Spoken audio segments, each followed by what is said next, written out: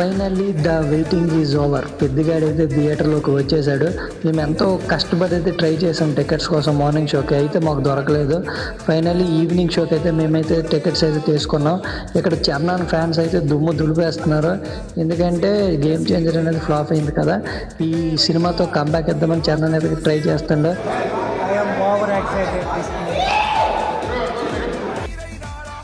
Charan fans, mega fans అయితే ఏమాత్రం తగ్గట్లేదు. సినిమా మీద గట్టి ఓపిస్తూ రెడీగా ఉన్నారు. ఈలోపు అయితే మెగా పవర్ స్టార్ అని ట్యాగ్ పడేసరికి మొత్తం థియేటర్ మొత్తం దద్దరిల్లిపోయింది. ఈలోపు మనకు పెద్దగాడి ఎంట్రీ కూడా వచ్చేసింది.